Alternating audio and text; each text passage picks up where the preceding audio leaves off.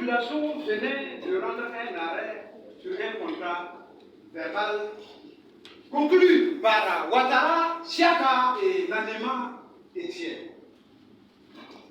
Aujourd'hui, 21 janvier 2023, c'est encore un contrat verbal qui nous réunit ici ce soir.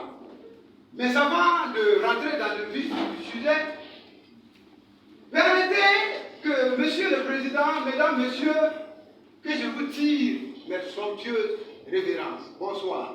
Bonsoir. Des faits, il ressort que M. Ouedraogo Innocent, commerçant domicilié à Ouagadougou, a conclu à la date du 24 juillet 2021 un contrat verbal avec mon client Sawadgo Ibrahima, un difficile commerçant. Dans ce contrat, il s'était entendu sur la chose et le prix. La chose, les camions citèrent le prix 12 756 000. Il s'était aussi convenu que mon client Sawadgo Ibrahima devrait livrer le camion citerne dans un délai plus ou moins raisonnable. Mais à une seule condition. À condition que M. Ouedraogo Innocent, qui n'est pas pourtant innocent, lui paye un acompte de 10 millions de francs CFA. Monsieur le Président, juridiquement, ces faits peuvent recevoir une qualification de contrat de vente avec réserve de propriété.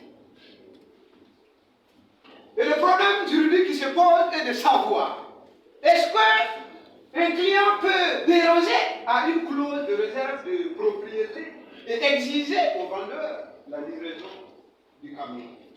À cette question, la réponse est claire. Monsieur le Président, ma plaidoirie va s'articuler en deux points. À la forme et au fond. D'abord, à la forme. À la forme, Monsieur le Président, nous reconnaissons votre compétence.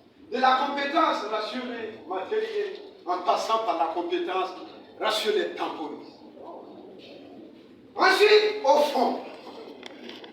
Au fond, l'article 1583 du Code civil dispose que la vente est parfaite entre les parties dès lors qu'ils s'entendent sur la chose et le prix. Dans le cas des pêches, il s'était convenu sur la chose, le camion et son prix.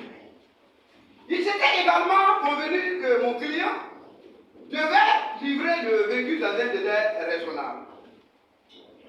Mais à une seule condition, que je veux répéter, à condition que M. Ouedraogo Innocent lui verse un acompte de 10 millions de francs CFA. Donc, le contrat était parfait. Et par conséquent, les parties devraient s'exécuter de bonne foi, conformément à l'article 134 du Code civil qui dispose, je cite, les conventions légalement formées tiennent lieu de loi à ceux qui nous ont fait. Elles ne peuvent être révoquées que de leur consentement mutuel ou pour une cause que la loi autorise. Elles doivent être exécutées de bonne foi. Monsieur le Président, les faits sont réels. Mon client n'a pas livré le camion. Et c'est à juste raison. Parce que depuis le 24 juillet 2021, date de conclusion du contrat, jusqu'aujourd'hui, 21 janvier 2023, 16h25 7 secondes à ma montre précise, même un franc le monsieur innocent n'a rentré dans les caisses de mon client. N'en parlons pas des 10 millions. Monsieur le Président, nous sommes en pleine tentative d'escroquer. Oui, ce monsieur-là, non seulement d'escroquer mon client, mais aussi d'escroquer la justice souveraine de notre pays. En envoyant devant ce tribunal un mensonge monté de toutes pièces. Parce que depuis le 24 juillet 2021, Ce monsieur qui prétend avoir payé 10 millions à mon client par un moyen que nous ne savons pas, n'a présenté aucune preuve objective et vérifiable du contrat. Alors que l'article 5 lui permettait d'apporter partout les moyens, même par voie électronique. Monsieur le Président, soyons logiques. Dans ce 21e siècle, où la vie est dure comme un caillou, une personne jouissant de ses capacités qui se permet de donner 10 millions de francs à un inconnu sans exiger de reçu.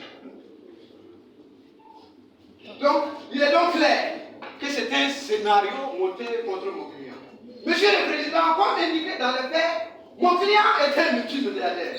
Et ça ne lui coûte rien, ça ne lui coûte absolument rien d'enlever 10 millions et donner à ce monsieur. Mais s'il ne le fait pas, c'est parce que nous sommes en pleine tentative d'escroquerie. Monsieur le Président, à cause de ces fortes accusations, la confiance entre mon client et ses partenaires se sont détériorées. Il a subi un préjudice moral très énorme. C'est difficile à dire. Et par conséquent, je demande 40 millions de francs CFA en termes de réparation de ce préjudice moral. Et je demande également à ce que vous le condamnez pour escroquerie conformément à l'article 613 de notre nouveau code pénal. J'ai plaidé.